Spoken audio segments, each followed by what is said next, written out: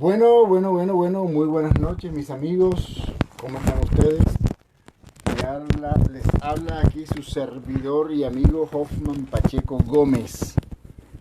Estamos aquí como cada jueves transmitiendo nuestra serie acerca de la fe. Nosotros tenemos transmisión los jueves y los sábados a las 8 de la noche. Cada jueves y cada sábado a las 8 estoy terminando una serie de escatología en donde ya llevo más o menos unos 20 videos, 20 capítulos. Así que los invito ahí a mi canal de YouTube, en donde estos videos, tanto de la fe como de escatología, yo los subo. Quiero, antes de entrar en materia de lo que vamos a hablar acerca de la fe hoy, mi tema hoy está espectacular, está apasionante. Se llama Para el que cree todo es posible. Si usted tiene fe y la aplica de la manera adecuada como la Biblia dice, todo es posible en su vida. Todo. Y se lo voy a demostrar por la Escritura, no por lo que yo diga, sino por la Escritura. Entonces les decía que antes de entrar en materia de mi serie de hoy, de mi video de hoy, de mi enseñanza de esta noche, por instrucción no. Por un amigo que me ha llamado en estos días, después que termine la serie de escatología, voy a subir unos videos, unos 2, 3 videos, hablando acerca de la conversión de cristianos al judaísmo, lo que Pablo llama en Gálatas el judaizar. Y se los voy a hablar desde un punto de vista técnico, teológico y doctrinal. Tal vez sean unos 3 videos que me voy a gastar explicando ¿por qué un cristiano no debería acceder al judaísmo? ¿Por qué? ¿Por qué? Con bases bíblicas, con bases históricas, con buenas bases para que ustedes sepan cómo defenderse, porque también tengo algunos amigos que se han convertido al judaísmo, pues y ellos tratan de pregonar todo ese sistema, hablando mal de Jesús y todo eso. Entonces, pues vamos a ver unas buenas bases bíblicas para eso, históricas. Estoy recopilando una muy buena información que tengo allí y se las voy a dar cuando termine mi serie de escatología los sábados. Voy a hacer una miniserie sobre por qué el cristiano no debe judaizar. Bien, entremos en materia esta noche. Espero que ustedes, como siempre, me dispensan, compartan este link con sus amigos, hermanos, familiares. Pues hay mucha gente que en este momento que estamos pasando de pandemia y de todo este asunto que ya mueve el mundo por tanto tiempo, necesita fe. Yo me atrevería a decir esta noche una frase fundamental, y es: en este momento usted necesita más fe que de dinero incluso. Porque usted, para conseguir dinero y una vida plena, necesita fe. Y necesita actuar, necesita actuaciones. La fe tiene patitas, tiene piececitos que se mueven, que caminan, que van de un lado, que van para otro. Así que, para el que cree, todo es posible. Este es mi tema número 6 de una serie de fe que vengo hace ya 6 jueves enseñando a los amigos que me han pedido que hable de fe en este momento crítico del mundo. El mundo está en un momento crítico, delicado. Está muriendo mucha gente, ya lo hemos dicho varias veces. Y habrá mucha gente más que va a morir, lamentablemente así es, y así está estipulado que ocurra. Bien, bueno, cuando leemos en las Escrituras que para Dios no hay nada imposible, podemos ver lo grande, lo inmensamente grande que es nuestro Dios. Dios se mueve por la fe, no por las circunstancias que nosotros tengamos. Sin embargo, cuando observamos la vida de muchos cristianos, que viven muchos cristianos, no se entiende por qué hay tantas imposibilidades dentro del mundo de los cristianos, de los hijos de Dios. He ido a muchas iglesias en mi país, en Colombia y en Estados Unidos, y una de las características con las que me he dado de frente es con una cantidad de carencias que la gente maneja dentro de la iglesia cristiana, y se agarran de versículos bíblicos, como por ejemplo que Jesús dijo alguna vez: a los pobres siempre los tendréis con vosotros, etc.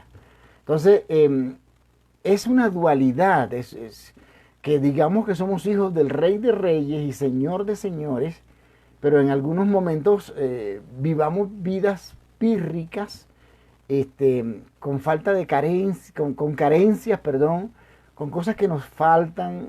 Puede que en algún tiempo en nuestra vida nosotros nos falten cosas. Eso es normal, natural. Pablo dijo alguna vez, yo he aprendido a vivir en la abundancia y en la escasez.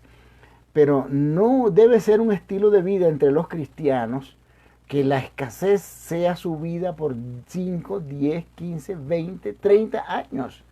30 años de cristiano y viviendo en la pobreza absoluta, algo está pasando. Yo no le estoy diciendo que usted sea un pecador inmundo o que algo, no, algo debe usted estar aplicando mal acerca de los principios bíblicos, porque la Biblia tiene principios que empiezan precisamente cuando nosotros aplicamos de una manera correcta la fe que Dios a cada uno, como ya lo hemos visto, nos ha dado. Cada uno ha recibido una medida de fe, dice la Biblia en Romanos capítulo 12. Ok, así que en materia, las limitaciones que impiden al cristiano ver grandes movimientos sobrenaturales en sus vidas no son obstáculos para Dios. Pregunta, ¿por qué entonces Dios no obra milagros libremente hoy en su iglesia, así como lo hacía Jesús cotidianamente en su vida, cuando Él dijo y Él afirmó que mayores cosas que las que Él hizo nosotros haríamos? ¿Por qué no sucede lo que sucedía en los pasos de Jesús, en los caminos de Jesús? Porque Dios se mueve solamente como respuesta a la fe de sus hijos. La fe. La mayoría de los milagros, y a ellos se los he enseñado aquí, que Jesús hizo caminando en esta tierra cuando llegó por primera vez en cuerpo físico, terminaban de la misma manera. Tu fe te ha sanado, tu fe te ha salvado, tu fe te ha bendecido, tu fe te ha prosperado. Así que todo es basado en la fe. Sin fe no podemos agradar a Dios. Hay algo que deberíamos tener claro en nuestro espíritu, en el interior de nuestra vida. Y es que como hijos de Dios somos llamados a vivir en lo sobrenatural. Ya yo el sábado pasado empecé a explicar qué es vivir en lo natural y qué es vivir en lo sobrenatural. Cuando usted vive en lo natural es porque vive de acuerdo a los sentidos. Y la Biblia dice que los sentidos son corruptos, están corrompidos. En la esfera sobrenatural es donde las imposibilidades se vuelven posibles. Y es allí donde Dios quiere mantenerlo a usted y a mí, en lo sobrenatural. Pero Él sabe, Dios sabe, que es necesario un conocimiento y un desarrollo espiritual pleno. Permítanme un momentico, que esto que se quiere zafar, oh Dios mío, esto de la tecnología, esto de estar en vivo y en directo es una cosa tremenda. Un buen desarrollo espiritual continúa en nosotros. Usted debe conocer lo básico. Usted no simplemente vaya a una iglesia y diga, no, yo vivo por fe. Pero usted conoce realmente lo que implica vivir por fe. Usted parte o permite que el Espíritu Santo de Dios parta sus sentidos, aparte sus sentidos de lo espiritual, de la espiritualidad, su carne de la espiritualidad. Si usted vive en los sentidos, vive en su carne. Y la Biblia dice que en la carne no podemos agradar a Dios. Es imposible agradar a Dios en la carne, en cuestiones carnales, en los sentidos. Los sentidos es lo que Pablo se refiere a la carnalidad. A la carnalidad es que se vive. Cuando Dios creó a Adán, la Biblia dice que lo creó a su imagen conforme a su semejanza. Esas dos palabras son tremendas en el hebreo. Tremendas, tremendas, tremendas. Y si Dios dice que creó a Adán conforme a su imagen, de acuerdo a su semejanza, es porque como hombres debemos actuar como Dios actuó. Dios hizo lo que se ve de lo que no se veía simplemente por fe, porque Él es fe. Habló la palabra y se dijo. La Biblia dice en Génesis 1:27, dice, y creó Dios al hombre a su imagen, a imagen de Dios lo creó, varón y hembra los creó. Adán tenía la capacidad de desenvolverse en el plano espiritual, vivía en la espiritualidad. Esa era su imagen, la imagen de Dios. Por ser Dios espíritu, Él es un ser sobrenatural. No lo podemos dimensionar en el mundo en el que usted y yo vivimos, en la tierra, en los sentidos, las emociones. Dios no se maneja eso.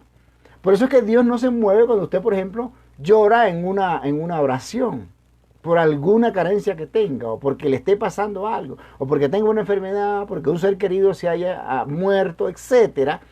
Dios no se mueve en base a las emociones ni a los sentimientos. Dios no es, porque Él es espíritu. Y es en lo que Él quiere que nosotros caminemos, en la parte espiritual. Y esta virtud de la parte espiritual, Dios se la entregó al hombre, a Adán, al primero, y sucesivamente a los otros Adáns, que somos usted y yo, para que lo viviéramos como un estilo de vida espiritual. Eso es la primera parte que quiero enseñar sobre eso. ¿Está bien? Bien, la pregunta entonces es, ¿por qué falló Adán? ¿Por qué falló Adán? ¿Qué le pasó a Adán? Adán falló y esa capacidad espiritual que Dios le entregó a él por haber sido creado a imagen y semejanza de Dios, entró en un estado de muerte. La humanidad, representada en Adán, fue sometida a lo terrenal. En otras palabras, perdimos en Adán, cuando pecó, nuestra verdadera identidad espiritual. Ahora, perdónenme, los planes de Dios de ver a una humanidad de fe se vieron sin duda obstaculizados allí en el huerto del Edén cuando Adán cometió lo que cometió. Sin embargo, Dios no podía quedarse satisfecho por lo sucedido. Tenía que llevar a cabo algo, debía hacer algo. Debía sacar del hombre o al hombre de esa condición en que cayó. Y bueno, vea usted, ahora estoy tosiendo. Y bueno, eso lo logró realmente Jesucristo en la cruz, con todo lo que allí se realizó, que no lo vamos a explicar ahora porque no es una serie sobre salvación ni nada de eso. Así que Dios en su sabiduría concibió la idea de hacerse humano y venir al mundo a devolver la condición original del hombre, o lo que es lo mismo, devolverle la verdadera identidad al hombre, esa identidad que perdió. Dios lo que hizo en el huerto del Edén fue a un hombre espiritual, no carnal. Jesús, que es Dios encarnado, lo vemos en la Biblia, tuvo la misión de realizar esa obra, y para nacer aquí en la tierra debía hacerlo a través de la reproducción humana. Ustedes y yo ya conocemos la historia, ya que si Dios, si Jesús, que es Dios, hubiese nacido como hijo de Dios, hubiera venido a la tierra como hijo de Dios, pues obviamente nadie en la tierra hubiese podido hacer lo que hicieron los romanos en su tiempo con él. Nadie se hubiera podido apoderar de Jesús, como efectivamente sucedió después, ¿verdad? Con la muerte de Jesús. Jesús tenía que nacer de una manera sobrenatural. Y fue exactamente lo que sucedió. Fue concebido en el vientre de María por obra y gracia del Espíritu Santo. Pues esa historia nosotros no la sabemos desde el segundo año de primaria, cuando empiezan a explicarnos eso. A los 30 años, Jesús comienza su ministerio y muere crucificado a los 33 años y medio. Pero la pregunta entonces es, ¿qué fue lo que alcanzó Jesús para nosotros en su muerte y resurrección después de haber sido clavado en una cruz y resucitar al tercer día? ¿Qué fue lo que alcanzó? Bueno, sabemos, por ejemplo, que Él llevó consigo en la cruz nuestros pecados. Así está determinado en la Biblia. Nuestros pecados y enfermedades, porque así está profetizado desde el Antiguo Testamento a través del profeta Isaías y otros profetas que profetizaron, valga la redundancia, sobre lo que Jesús alcanzó y alcanzaría. Hay algo importante que usted y yo tenemos que saber, aparte de que alcanzamos, por ejemplo, el perdón de pecados, y eso se logra confesando a Jesús como Salvador personal de nuestras vidas. ¿Qué más alcanzamos? Dice la Biblia que la total sanidad de nuestros cuerpos. Total sanidad de nuestros cuerpos. Bien, ahora, Es tan fuerte el hábito que nosotros tenemos de vivir en lo natural, que cuando llegamos a conocer a Cristo, a una relación personal con Dios Padre a través de la vida de Jesucristo, y se nos habla de milagros y movimientos espirituales, nos cuesta creer mucho. Todo nos parece imposible. Ahora, ¿qué Jesús también llevó en la cruz? Bueno, llevó en su cuerpo la muerte espiritual de los seres humanos. Ahora, si la iglesia en Jesús recuperó la imagen espiritual cuando hace Jesús a su Señor, cuando hacemos a Jesús Señor, nosotros recuperamos la imagen espiritual que perdió Adán en el huerto del Edén. Eso es lo que la Biblia enseña. Usted puede leer el libro de los Romanos y el libro de los Romanos hace una explicación, pero espectacular del tema. Ahora, la pregunta es, ¿por qué entonces, si hemos recibido a Cristo como Salvador personal de nuestra vida y con Él el vivir en lo sobrenatural, ¿por qué no suceden milagros o no vivimos en esa vida sobrenatural? Bueno, particularmente creo firmemente que la razón principal del por qué los cristianos, la mayoría de ellos, no vive una vida sobrenatural es por costumbre. Es por una costumbre de vivir controlado por el razonamiento y los 5 sentidos. Ay, Dios mío. Ahora están entrando llamadas, pero no se preocupen, no se preocupen. Vamos, seguimos adelante. Hay un ejemplo que confío explicar mejor en este asunto que estoy hablando. La pregunta es, ¿sabías, por ejemplo, que los elefantes de circo están engañados? Claro, tú sabes todo eso. Cuando son muy pequeños, los elefantes de circo, se les sujeta una pata a una argolla con púas, con la intención de que cuando traten de alar y zafarse y tratan de reventar la pata con las púas, eso les causa un dolor inmenso. Esta práctica va programándolos de tal manera que mentalmente, en la medida que los elefantes van creciendo, estos enormes animales llegan a saber que si alan se van a hacer un daño terrible. Y por eso, con el pasar del tiempo, desisten de hacerlo, de tratar de hacerse libres. Cuando llegan a la etapa adulta, el domador a cargo de esto, de amarrarle la pata allí a los elefantes, le cambia la cadena y las púas por una delgada e indefensa soga, una soga pequeña que con cualquier jalón el elefante la podría destrozar. Este hombre, el domador, sabe que el elefante no intentará reventar la soga por la información que está almacenada en su mente. Lo mismo le sucede a los cristianos. Cuando nosotros llegamos a Cristo, que llegamos a un mundo, se supone, sobrenatural, en donde hay que vivir en lo sobrenatural. Cuando estoy diciendo que debemos vivir en lo sobrenatural, no me refiero a que usted deba vivir en la nube o en la estratosfera. Usted vive en la tierra, pero en lo sobrenatural. Usted puede empezar a vivir, porque así lo enseña la Biblia, a vivir en el cielo estando en la tierra. ¿Por qué? Porque el Padre nuestro dice, hágase tu voluntad, así como se hace en el cielo, se haga en la tierra. Nunca podré, dice el elefante, así dicen los cristianos. Es imposible. Soy del tercer mundo, soy de un país pobre. Ya lo intenté de muchas maneras y no funcionó. Eso es para otras personas, eso es para otras personas que viven en otros países. Estamos acostumbrados a pensar en las imposibilidades. No logro eso. Eso no es para mí. Esto es por la razón que el apóstol Pablo dijo muy sabiamente lo siguiente. Dice, mire, Romanos 12:2 dice, cambien su manera de pensar para que cambien su manera de vivir. Eso está en la versión Dios habla hoy. Si usted no cambia o permite que el Espíritu de Dios cambie su manera de pensar, esa vieja manera que usted trajo a Cristo, a lo sobrenatural, usted va a seguir viviendo en un mundo natural. Es como si a usted le entregaran una cédula de ciudadanía, un DNI, una identificación de, por ejemplo, los Estados Unidos de América, y usted se sigue quedando en su país. Usted tiene la identificación de un país más desarrollado que el suyo, pero sigue viviendo en su propio país. ¿Por qué? No, yo no voy para allá, me dan miedo los aviones.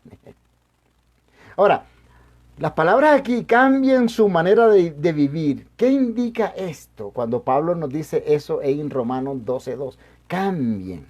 Indica que toda persona que llega a Cristo necesariamente tiene que pasar por un proceso de renovación mental y limpiarse de todo aquello que ha traído fracaso a su vida, y ese fracaso está impregnado de imposibilidades, y esas imposibilidades usted viene arrastrándolas años por años.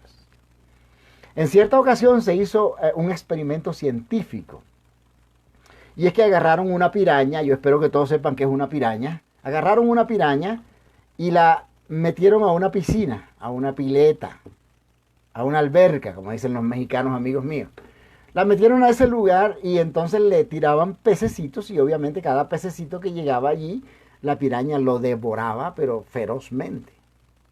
Al cabo de un tiempo, le colocaron un papel de celofán, dividieron la piscina, la pileta, la alberca, para los mexicanos, y dejaron la piraña de un lado y le tiraban los peces del otro lado.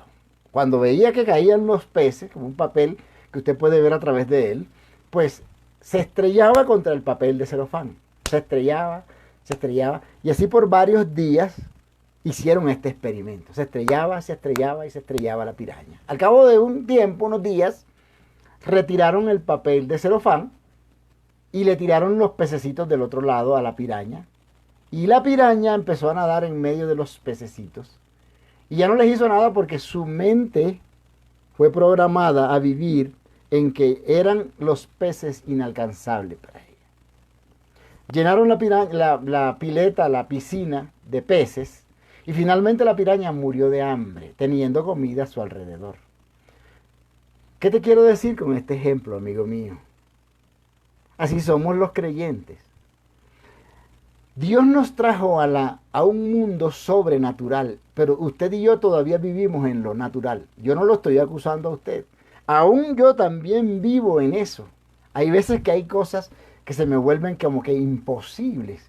Claro está, Dios me ha dado la particularidad de reaccionar rápidamente cuando veo que no estoy caminando en lo que la Biblia dice y en lo que mi fe requiere para lograr ciertos objetivos. Cambie su manera de pensar. Es lo que dice el apóstol Pablo en Romanos capítulo 12, versículo 2. Cambie su manera de pensar. Oiga, pero me agarró la tos. El cristiano que tiene la mente renovada por la palabra de Dios siempre llevará las cosas espirituales y de milagros a lo lógico. Es de esa manera que no se permite trabajar a Dios con libertad. Perdón, el cristiano que no tiene la mente renovada, quiero decir, va a llevar todo a lo lógico. Se recuerde, la palabra de Dios no tiene lógica. Dios ha dejado de manifestar grandes proezas por no conseguir fe en muchos corazones. Veamos algunos ejemplos prácticos y ya estoy terminando mi intervención de esta noche. Vamos a ver unos ejemplos prácticos. Mateo 12:58 dice: y no hizo allí muchos milagros a causa de la incredulidad de ellos. ¡Qué tremendo! Fíjate, Jesús podía hacer milagros en cualquier sitio. ¿Qué obstaculizó los milagros? La incredulidad. Contrario a la fe. Si usted es incrédulo, no tiene fe. ¿Te das cuenta que el problema no está en Dios? Es lo que nos dice este versículo. Somos nosotros.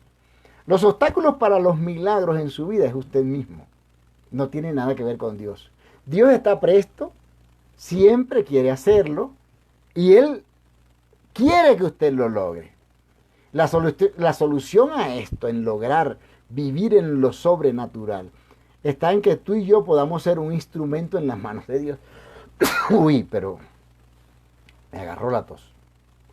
En una oportunidad, Jesús, acompañado de los 12 y por miles de personas, prueba la fe de sus discípulos. Por ejemplo, él, llamando a Felipe, le dice lo siguiente. Mire lo que dice. Cuando alzó Jesús los ojos y vio que había venido gran cantidad, gran multitud, dijo a Felipe: ¿de dónde compraremos pan para que coman estos? Pero esto decía para probarle, porque él sabía lo que había de hacer. Eso está en Juan capítulo 6, versículos 5 y 6. El Señor Jesús necesita preguntar solo para probar la fe de Felipe. ¿Sabía Jesús todo? Claro que lo sabía todo. Tenía exactamente Jesús todo el control y sabía exactamente lo que iba a suceder en el futuro. Y también sabía cómo iba a hacer las cosas para enseñarle fe a sus discípulos y a la multitud que lo estaba acompañando.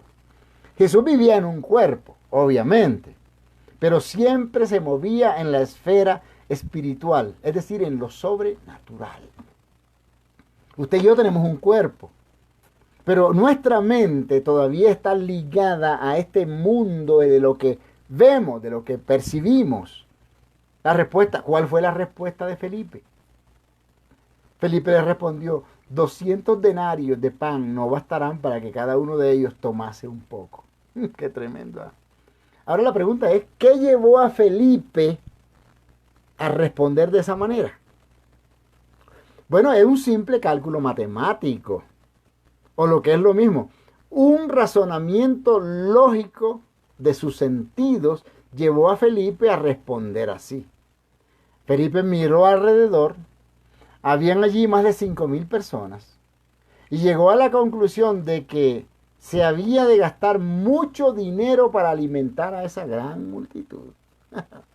Ahora, repentinamente en la conversación llega otro de sus discípulos, llamado Andrés, y le dice lo siguiente al Señor Jesucristo: aquí está un muchacho que tiene 5 panes de cebada y 2 pececillos. Más, se preguntó él mismo, ¿qué es esto para tantos? Ahora, según las matemáticas de la conversación, ¿qué pueden servir 5 panes y 2 pececillos para dar alimento a 5,000 personas o más? Bueno, es un cálculo que no tiene lógica alguna. Si tú hubieras estado en esa escena de Jesús hablando con estos dos personajes, habrías dicho lo mismo que Felipe y Andrés. Seguro que habrías dicho lo mismo que Felipe y Andrés. Si nos dejamos llevar por los cálculos matemáticos, llegaríamos a la conclusión que era imposible alimentar 5,000 personas con tan poca comida. Pregunta entonces, ¿qué hizo Jesús? ¿Se vio Jesús atado ante tal situación? Me agrada y admiro el comportamiento del Señor Jesucristo en ese momento. Tomó aquella poca comida y dio gracias al Padre por ella. Yo me imagino a los discípulos preguntándose, ¿qué está pensando hacer el maestro ahora? ¿Qué locura se le ocurrió? Sorprendentemente el Señor Jesús les dice que les den a las multitudes, cuando terminó de orar, darle gracias a Dios. Ahora, ¿qué usó Jesús en ese momento? Pues una fe tan sólida como una roca. Para lograr eso, usted tiene que ir al mundo sobrenatural, a ese mundo donde suceden los milagros. Pero para alimentar 5,000 o más personas con esta comida poca que había, qué milagro. Ahora, comieron todos y al final sobraron, dice la Biblia, 12 cestas llenas. Jesús lo que hizo en ese momento fue que vivió en lo sobrenatural mientras estaba en la tierra físicamente. Y esa enseñanza lo que trata de decirle a usted y de transmitirle es, cambie su mente, que aunque usted viva en la tierra, en lo natural, usted puede acceder al mundo sobrenatural, donde es la única manera, la única parte donde suceden milagros, prodigios y portentos. Terminamos aquí diciendo, notemos algo. Felipe y Andrés dieron respuestas de imposibilidades, pero ello no impidió a Jesús llevar a cabo el milagro. Nuestro Señor Jesucristo no estaba atado a las obligaciones naturales. Él vivía en una dimensión donde nada es imposible. Por eso mi enseñanza de esta noche se llama así. Todo lo que quieras lograr lo puedes lograr. Nada es imposible. ¿Sabe? La Biblia está llena de versículos en donde dice que nada es imposible. No hay imposibilidades. Pero usted necesita dar el salto de vivir en el mundo natural al sobrenatural. Y eso solo se logra por fe. La fe es el puente que lo lleva a usted de un lado a otro, de lo natural a lo sobrenatural. Termino con esto. Cuando tú y yo, a través del Espíritu Santo, estamos conscientes del mundo sobrenatural al que nos quiere llevar Dios, el mundo de la fe me refiero, obligatoriamente lo natural tiene que cambiar a su alrededor. ¡Tiene! Porque está probado en la Biblia y la Biblia no miente. ¿Por qué? Digo yo esto.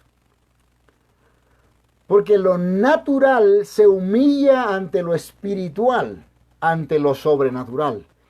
Lo natural no rige lo sobrenatural. Al revés.